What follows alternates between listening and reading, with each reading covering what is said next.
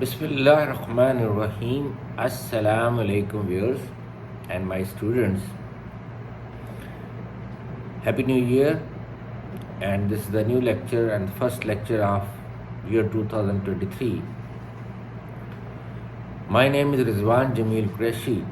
I'm professor at King Abdulaziz University,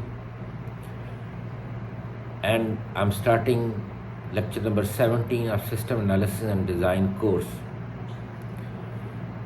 In the previous lectures, we were covering analysis phase, and under the analysis phase, I covered the techniques, requirement gathering techniques, and we discussed there are two types of requirement gathering techniques. We have traditional techniques and modern techniques. The traditional, there are 5 techniques: interview, group interview, survey or questionnaire, observation, and study system documents. And there are 3 modern techniques: prototype, JAD, and GSS.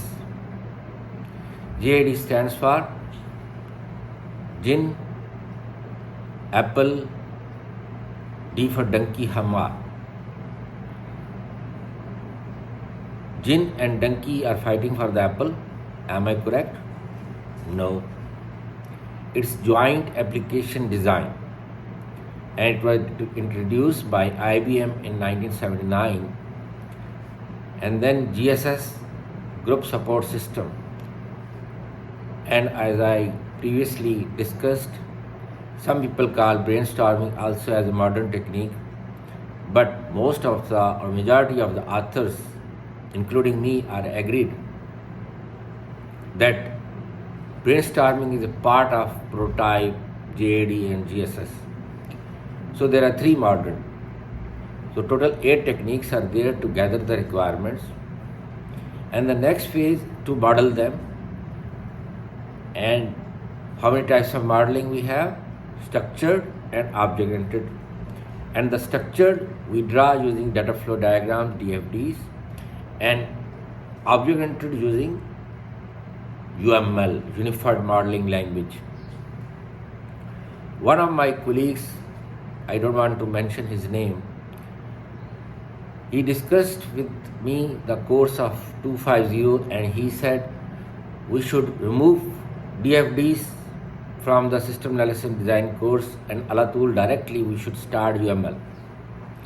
And I was shocked and surprised by his comment, and I respectfully asked him, what is the answer if I ask you why DFDs should not be removed from the System Analysis and Design course or from the IT degree programs? It is still available in the latest books published in 2022. It's not obsolete. Why not it's obsolete? When we talk about object-oriented. The reason is that there are still traditional systems running in different companies, the legacy systems. If we don't teach data flow diagrams in System Analysis and Design course, how those students, when they will work in those companies as programmers, they will maintain those systems if they have not studied data flow diagrams, the structured systems. So it must be available in the System Analysis and Design course and Software Engineering course, so they can work as a programmer in such companies which are running traditional systems, the legacy systems, and they can work on them to update them. Anyhow, I previously covered DFDs in the modeling. I covered the UML use case diagram, class diagram, sequence diagrams. There are so many UML diagrams, but I don't teach them. Why not? I don't teach activity, state, swim lane transition, collaboration, component, deployment, package diagrams. The reason is that I personally visited 100 plus software companies during my career of 24 years. I have never seen any company who is using activity or any other diagram except use case, class and sequence. Some companies are using only use case diagram. Some companies are using use case and class. Some companies are only using sequence diagram. I asked to the system architect, I asked to the project managers during my visits, why not you draw any other diagram? He said, because it's the demand of the customer that we must have documentation. So we provide them the documentation regarding the modeling, and for our programmers, use case or class and use case and class or sequence diagrams are more than enough for them to code. No need of other diagrams. It's a wastage of time. It's documentation, and we don't have time for too much documentation because we have to work on working software. And time is very limited. It's restricted time. Customer has a gun in his hand. Deliver fast, deliver fast. Normally I say in my lectures that customer wants software like baby before marriage. It needs time. So I covered only those diagrams. I don't teach anything that my students will never practice during their career, during their practical life. That they will say that Dr. Rizwan wasted our time, or Mr. Rizwan wasted our time, or Professor Rizwan wasted our time. I don't want. I will teach them only the things they will practice in their careers. So we covered requirement gathering techniques, modeling techniques, any other technique we have in analysis phase. We have data modeling. Data modeling. What is data modeling? Data modeling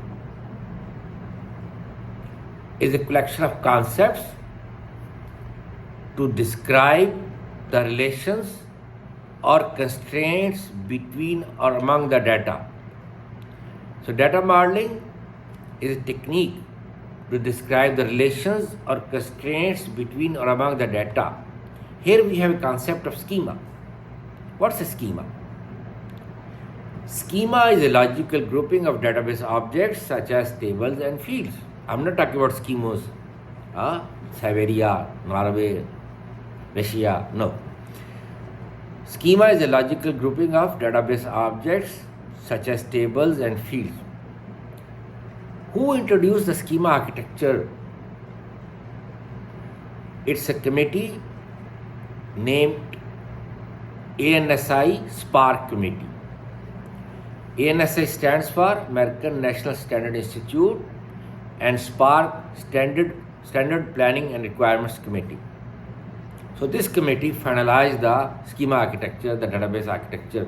We have front-end architecture, we have back-end architecture. The front-end architecture we already draw using data flow diagrams, UML, and the back-end architecture we draw by the schema architecture.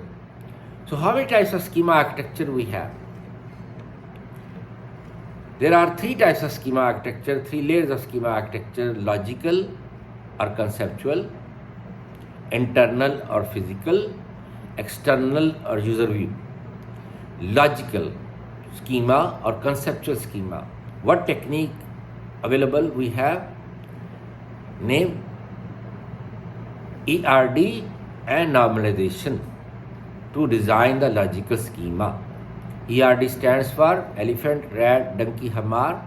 No, it's entity relationship diagram to describe the relations or constraints between among the data, and we have cardinalities, we have degrees, unary, binary, ternary, quaternary, unary, the relationship of an entity with itself, binary between the two entities, ternary among the three entities, quaternary among the four entities, and we have the cardinalities one to one, one to many, many to many. I'm not going in detail because that's database course and I already covered the schema. Normalization. Normalization is a process to convert the complex data structure into simple and stable data structure. So we have unnormalized data and we use normalization technique to make it simple and stable. How many types of normalization we have? We have up to 5, actually there are 6. We start with zero normal form, then first normal form, second normal form, third normal form, then BCNF is there, bias code normal form, fourth normal form, fifth normal form. Practically speaking, we don't go up to the bias code normal form or fourth normal form. Fifth. Up to third normal form is more than enough. But we are talking about the techniques. What techniques we use during the analysis phase? ERD diagram only. Normalization we do in the designing. So ERD is for structured analysis, but for object-oriented what we do, how we model the backend architecture, using class diagram or sequence diagram, we define the relations, cardinalities, degrees like the ERD, one-to-one, one-to-many, many-to-many, unary, binary, ternary, quaternary, and so on, etc. That's the analysis phase techniques. Thank you very much. Jazakallah khair. May Allah bless you. Assalamu alaikum. Have a good day.